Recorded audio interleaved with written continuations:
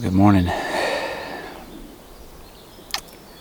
What a magical place. Pretty sure I could just stay here indefinitely. Build a little cabin somewhere in here and just watch this little lake, all the little lily pads and osprey flying over, diving for fish. Fantastic. Alright, well, the plan for the day, as soon as the girls get up and moving, is now we're making our way to the coast. We were on our way when we found this spot and just had to stay, had to stick around. The bad news is Abigail's still not sleeping well. She's in a whole new phase, waking up every hour and a half.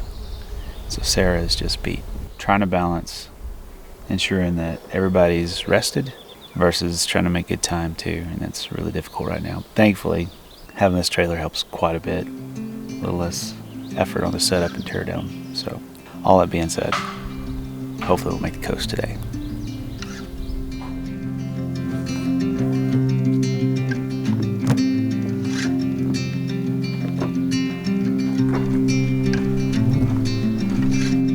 Knock, knock. Good morning.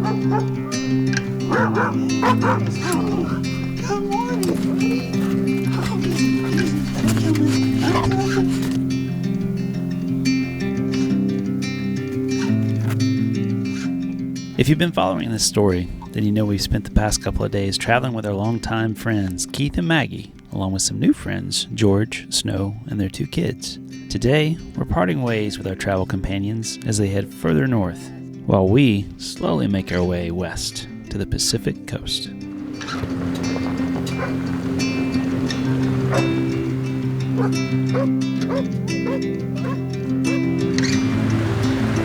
you guys.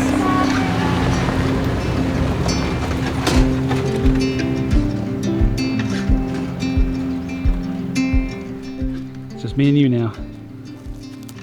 Game on. Game on. While we waited for Mama and Baby Bear to get as much sleep as possible, Caroline and I spent some father-daughter time around the lake to soak in a few more moments of this miniature paradise before hitting the trail.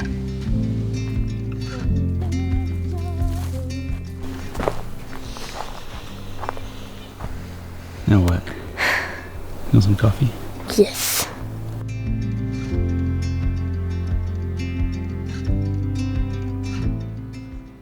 Finally, Her Royal Highness Abigail was ready to start the day. And after a cup or 3 of coffee, Sarah was also ready to hit the road. I'd ask how you slept, but we already know. Yeah, you're a stinker. You're a stinker.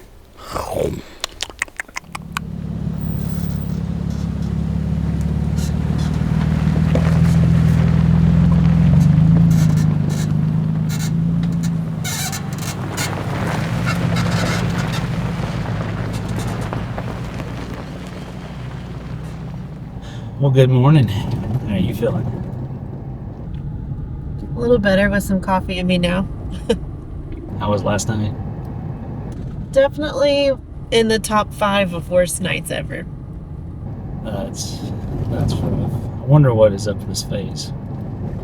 I don't know, because she's napping fine during the day, but just that nighttime sleep is not connecting at all. Well, hopefully this phase ends sooner than later.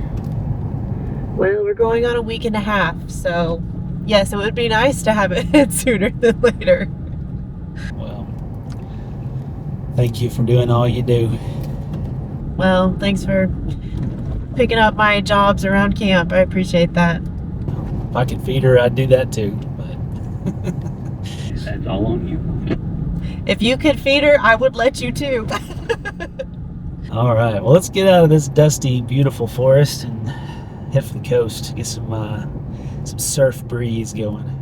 Yeah, that sounds good. 1, 2, 3, 4. I'm gonna be a little lover, hiding under cover in the pouring rain. I'm gonna be the one you see before you close your eyes. You could be my honey, I could be a little bit of sunshine.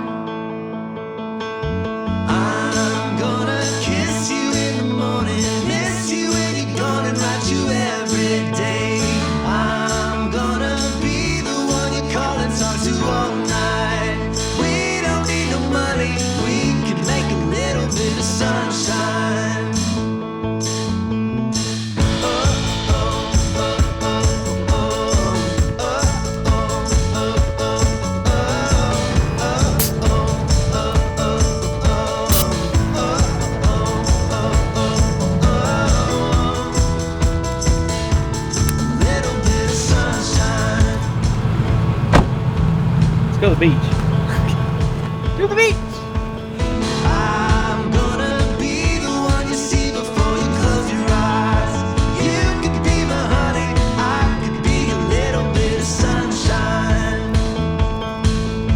You could be my honey, I could be a little bit of sunshine.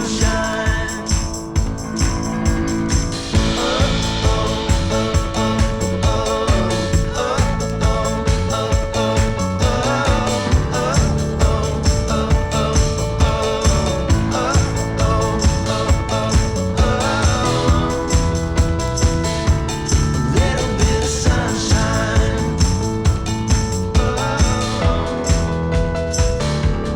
Little bit of sunshine. All right, a little pit stop for Miss Abigail. Getting her topped off. And there's a pretty cool looking river down here we want to go see.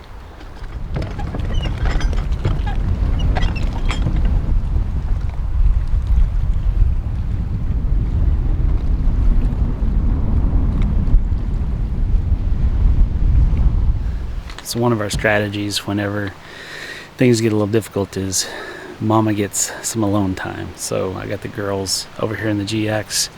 She's riding Silver, listening to her podcasts and audiobooks and stuff like that. So if she doesn't have sleep, at least she has some sanity, a little bit of alone time, a little bit of free time. And so hopefully we'll all be recharged by the time we get over to the ocean.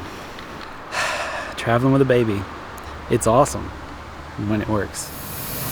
After several hours of travel, 2.5 naps, 4 diapers, and several episodes of Bluey and desperation, we arrived at the trailhead. And if legend was true, this route would lead us to one of the more epic, lesser-known camps in Oregon. Let me know if this is going to fit. Okay. You're looking good. Keep going. Oh yeah, you're good. Our friends Artie and Stacy, the owners of Expedition Trailers, had camped at this location a couple years ago, and their description had us extremely excited in spite of our lack of sleep. So many shells. Are those seagulls? Yep. But first, we still had a few miles of sand and tides to contend with, so we went ahead and aired down for some flotation as a preventative step, since we weren't interested in getting stuck as the tide was coming in. Yeah, that's a pretty cool.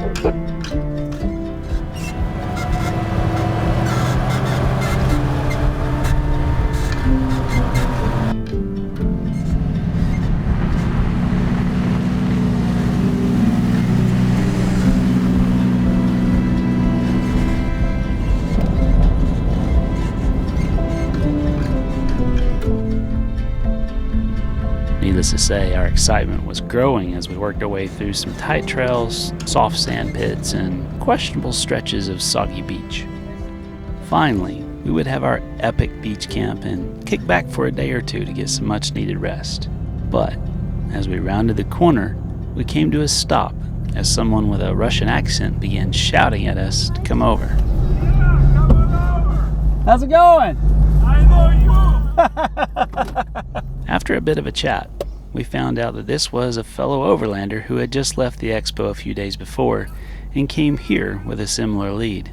He recognized our rigs from watching our YouTube channel and invited us to camp with his family since, sadly, the remainder of the trail was closed to our destination due to some construction. We'll restore access to the beach from sunrise Saturday to sundown Sunday. So it'll only be open this weekend is what it's saying, right? Yeah, so they're allowing people to use it on the weekends. Oh.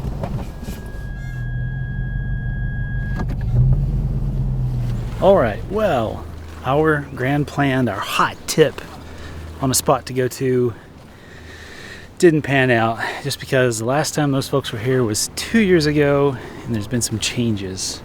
They're doing some construction, things are shuffled around a little bit, so we camped outside the area that we wanted to go thanks to some folks who were letting us camp right on top of them. They invited us, we didn't ask. Thank you guys so much for saving us, because it's 7:30 and I don't know if Abigail can go much longer in the car, but might not be the epic spot, But we'll take this too. This is not bad. What do you think? Yeah. This was a gut shot in our exhausted state of mind, and while we would usually never camp with folks we had never met, alternatives were many miles away, and we were so tired that after some deliberation, we graciously accepted the invite and squeezed our setup into a nearby flat spot for the night. No sooner than we began setting up the kitchen to cook, our new friend Nick, aka Bud Nixon, brought over a heaping plate of freshly fried fish for us to try. Yeah, so he brought us some cod and sea bass. It's delicious.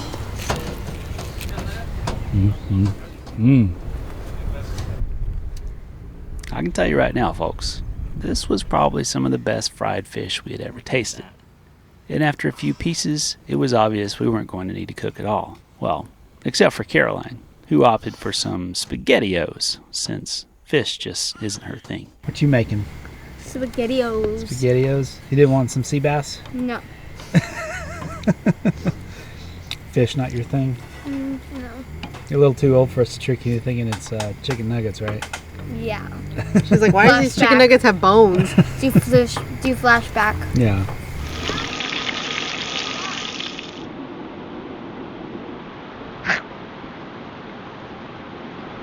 Tell us about your chicken now.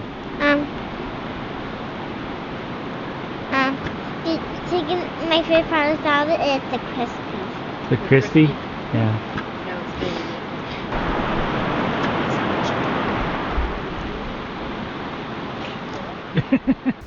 How is that? Good.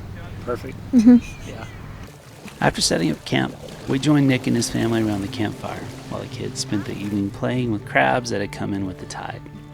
While we hadn't been able to make it to the campsite we had hoped for, we instead made some awesome new friends and spent the evening chatting about our backgrounds, builds, and adventures. It was a reminder about how incredible our Overland community is, and we were so thankful for the invitation and hospitality when we needed it most.